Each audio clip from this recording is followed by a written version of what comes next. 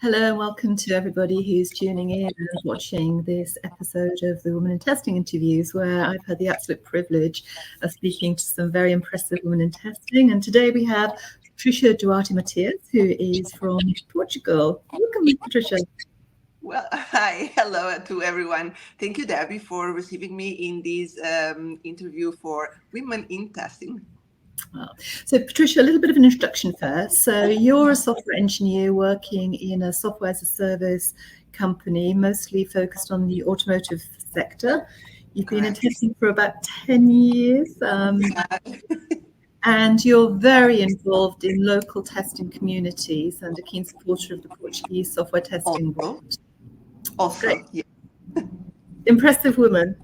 Patrícia, tell us all about your story. Okay, so I used to say that I'm the girl that when I had to choose to get into the university area in the IT in the area to go on, I was against all the voices and I decided to go to IT, even though I was a woman getting into the IT field. Unfortunately, there is still a long path to go to show women and young girls that IT is an area for everyone and we're really welcome. So I was against everything and I went to computer science degree, so bachelor and master. And then I, after 2 opportunities, I went to QA area and I've been working in this field for almost 10 years. I've been working with several teams, several companies, different cultures, different business areas. So it has been really challenging, but really rewarding, all the experience that I've been through. So it has been a really good journey. I'm really proud and I like to explain to other women and other young girls that we can do that and use we can be someone in IT area, in testing area, for example, and be a model of reference to them. Looking back to, obviously you went against what was the trend for girls and you went into something which was IT related. Looking back to your first jobs, what do you feel were the biggest decisions you had to make about those job roles as a woman? The biggest decisions on taking the jobs or in the jobs itself? In the jobs itself. So sometimes for being a woman, our voice, it's not really well heard. And there was some times where I had men asking, are you sure what you are saying? Or maybe it's not really what you are saying. It's not, we know better. And then proving and having facts, I presented to them and say, no, I am right on what I am saying. And all these challenges gave me that strength to have the voice and say, no, I have something to say, so I'm as valuable as you men are. So I faced already, even in the college, I have professors saying that probably you are not in, it's not your area to be. Maybe you should go to psychology or something more letters, so cultural letters related, not exactly with technology, but we women are really more than capable to be in this position and to do as much things or even better and more than until today what has been done. Yeah. Do you think sometimes there are challenges with women feeling as though they actually belong in the organisation because of these gender disparities? And we've spoken before about, a lot of it is unconscious bias, and I do think there's a lot of that. But do you think that sometimes it's kind of, where do I fit here? Is that the question that you asked yourself ever? Yes, for several companies that I work with, even currently, I work in a team that there are about 30 men, and I'm the only woman in the team. So I have that thing that I have to work double and to show that I also have something to say and that my ideas are valuable and that I have reason on the ideas that I suggest. So it's and you know, another thing that I found, it's the fact that we don't, until today or until several years ago, women do not have that chance to go to higher positions, so we don't have that much role models. For example, in QA area, in quality assurance, I don't have many role models from the past. They are coming to light recently. So in this current job, it was the first time that I had a woman being head of QA. And I was like, wow, a girl having this position or this responsibility. So it was life-changing. It was a role model for me, for sure, to have someone of my gender in that higher position and with that such responsibility. Yeah, absolutely. I think we are definitely seeing more women moving up into leadership roles. I'm quite interested in women's representation at board level as well, because I think definitely gender diversity brings a lot of advantages to an organization when you have women involved at board level. So I'd like to see a lot more of that, and it's another discussion, but I'd love to. Let me just interrupt you, that I'm so interested in this area that last year I took undergraduate certification that it was just focused in women and leadership. And the challenge that we have, there are things that happen that they have a name for that. For example, the glass the glass escalator, all those names. And I was like, wow, this is really studied. So there are people investing their time in understanding these kind of situations. And you were talking about boards. It's common to see that as many men you have on board, less women you have on board. And when women get in that position, they have to work double to show their value and that they are absolutely capable and they fit in that position of being present in a board of a company. Oh, absolutely. And I think there's a lot of research now that actually shows, as I mentioned earlier, that gender diversity at board level can have such a positive impact on the performance of an organization. So it's something definitely that needs to be addressed. When you did your leadership course, was that online or did you go to college? No, it was online. It was from a Brussels college, so it was absolutely online. Yeah. Yeah, so there's lots of learning out there. Because you know that also, sorry to interrupt you, also in the countries that this is still a learning process. So there's a path to go. Not everyone is aware or putting the same effort in these matters. So I believe that minds will change with time, but it will take time. Do you think organizations could be doing more to support women in their journey through their careers? Do you know that recently I had a conversation with a girl and we talked what it's about being women in IT area. And we noticed that companies are not aware of what are the women's needs. And sometimes we do not have the same opportunities because we are women, we have kids, we have other responsibilities that are assigned to us. So they tend to not give us the same opportunities based on that. But companies need to understand that women has, even though all these other responsibilities as personal and professionals, opportunities should be splitted equally by all the genders. Absolutely. You're very involved in the local community. Can you tell me a little bit about some of the initiatives that you're involved in? So I'm involved in several initiatives and several communities. So with Portuguese brand, the ISTQB, and also with a community that was born in Brazil and it's now moving to Portugal, that it's called Girls Testing. And I'm also myself trying to create a community. As last year I created a new project that it's called the Portuguese QA. There is the tag in my name, where I try to get more women into this area to present what it's working, what it means, and what is a day of a person that works in testing and quality assurance. And also another community that it's more agnostic of technology, that is the Portuguese, the Geek Girls Portugal. I'm also mentoring in that area. So several initiatives, several communities, mainly focused on women and to empower and to give voice to women. Are there some key themes that you're seeing coming up in these communities where women are saying, you know what, this is the challenge I face all the time?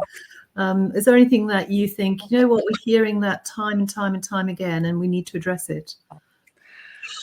That's a good question, but probably as I mentioned, the fact that when women go to interviews, the fact that they are women, the opportunities are not that much, or they might be cut off earlier in the process due to the fact that they have already life after of not being professional as a personal life. So I face that much, and I try to help as much as possible. And also the fear of women to come into an IT area, because when they had the chance to go to a degree, to university, they were told that do not go in that way, because it has a lot of mathematics, physics, all those calculations, and you will not be able to. And now women are getting into a position that they see, no, I'm able to do that, due to the fact that there are so many online courses. So YouTube has so many videos, and you have mentorships, so many things free and available to everyone, that knowledge is getting available to all the women that were not aware that it's possible to be successful in this area. So this challenge of women seeing IT as a career, do you feel it goes right back to the STEM education? Is it something that goes back to, you know, when we're at school and what you're all planning on being when you grow up? You know, is it something that we've got to almost systemically change in the way that we're educating girls? Absolutely. I'm more than sure that we need to change the way that we educate girls and the opportunities that we give to girls, even in the primary school. So as we say, we should not give dolls only to girls, but also give them things to break and to construct and to reconstruct. So give that chance to also develop this mindset, this behavior, or of being a creator. Yes. And based on that, they have a big and bright path on their front. Tell you a little bit of a funny story, is a kind of a little sidetrack. I was in the National Portrait Gallery in London a couple of months ago, and I took the guy, the curator, can I take a photograph of Ada Lovelace? There's an absolutely beautiful portrait of Ada Lovelace there. And he said, of course. And I said, she's such an amazing woman. And he said, she's very pretty. Right. Yeah. And not intelligent. She's really pretty, not intelligent. Really pretty. And I said to him, do you understand who this lady is? And beside it was actually a painting of Charles Babbage. And I said, you know, he may have invented the computer, but do you know she's the one who worked out how to program? And do you know about her background? And he said, I know her dad's in the next exhibition, Lord Byron. And I said, so she's defined because she's pretty. She's defined because her father is Lord Byron. You know, to me, she is one of the women who I just hold up with people like Hedy Lamarr and some people that people might not know about as absolutely the heroes. But I thought, here we are, you know, 2023, and still a statement I'm hearing. Absolutely. As I said, we don't have role models, and the ones that exist, they are not presented to not only to girls, but also to boys, because boys need also to be aware and also to help girls and women to get involved. So be more together, integrated in these fields. And it's really interested what you are saying, as I had the chance recently to present some of those names to women that I work with and I contact with, and they were like, "Oh, I didn't know it was a woman that was the first developing the code." And I was like, "And you can, okay, this was long time ago, but you have a more recent women. You can see the Hidden Figures, the movie." Yeah, and they were so important to NASA and to put us on space. And luckily, there was a movie that gave them space and gave their names, and people were after who were there in the reality, which were what who were there women that worked so much in putting us in space and working in NASA and being women calculators, and people get surprised for that. For that, it's really a wonderful movie. I recommend it to anyone to watch as well, because it's just so absolutely. inspiring. You know, took women who really were so integral to that space program. I mean, you know, it just amazing. Let me just, sorry, just to continue in that. If you see, if you notice, and you notice, we see women's names more assigned to books, to music, to arts. As you said, she's pretty, she's not intelligent. Then women names associated and related to a IT area, a technology field. So it's much more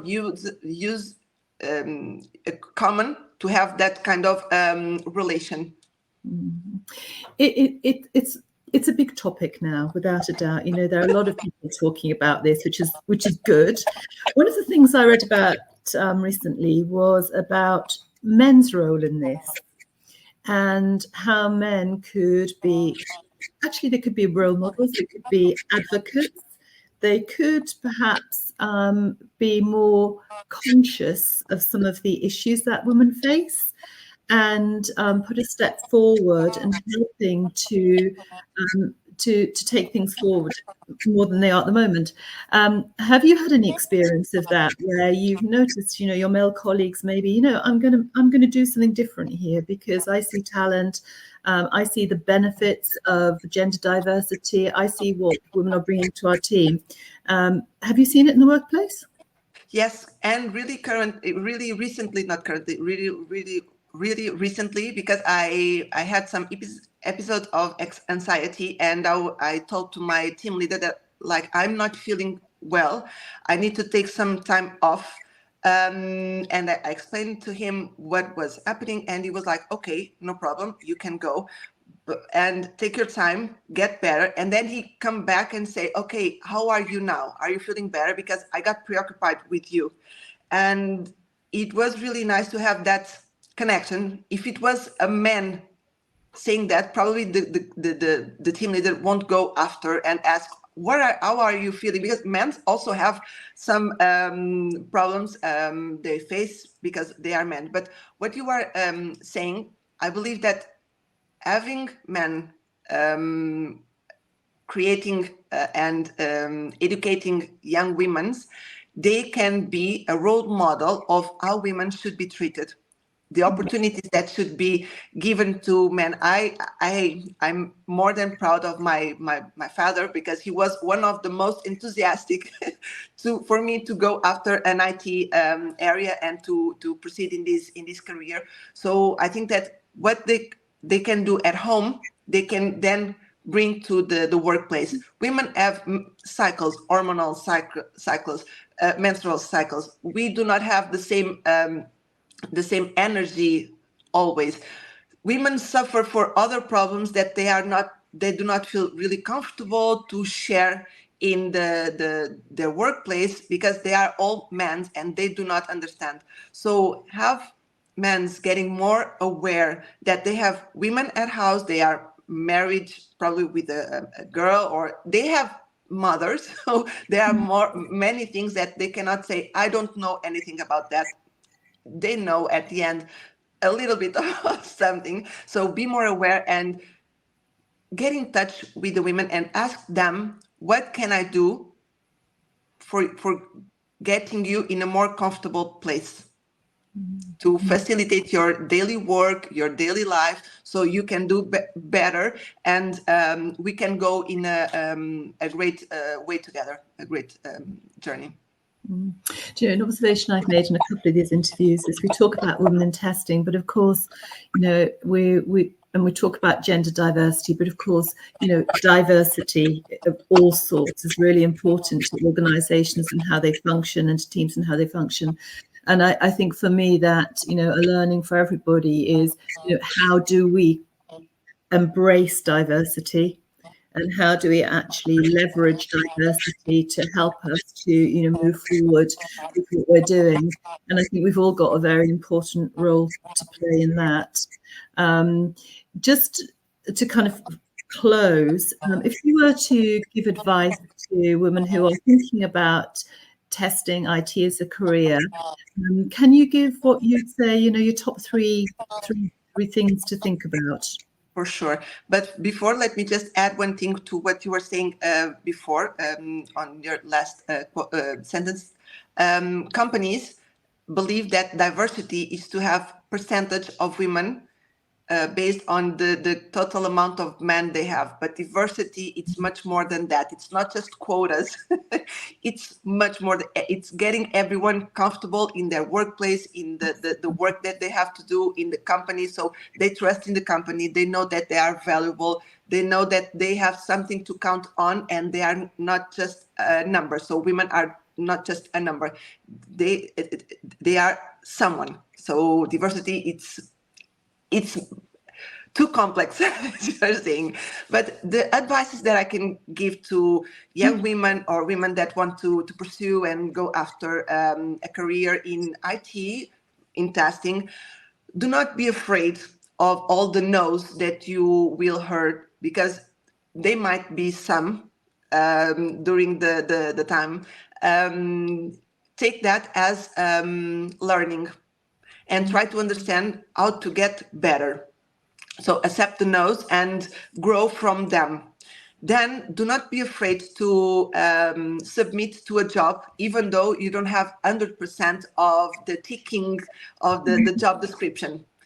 Most of the times, all the job descriptions are just like copies of roles to roles, and there are many times where they are developed by the HR team that they are not aware of what that role really means and what really needs. So do not be afraid to go after a job just because you do not go to 100% of the job description bullet points. And also get in touch with other communities.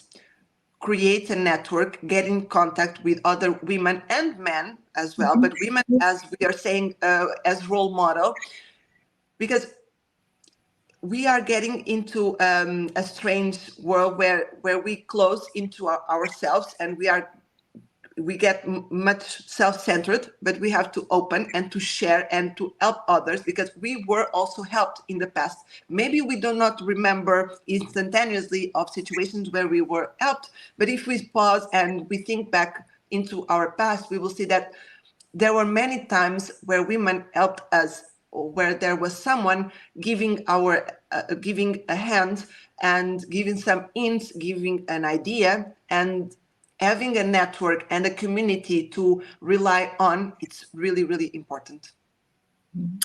Wonderful final words, Patricia. Thank you so much for being here today and for your insight. It's much appreciated. And thank you for the invitation.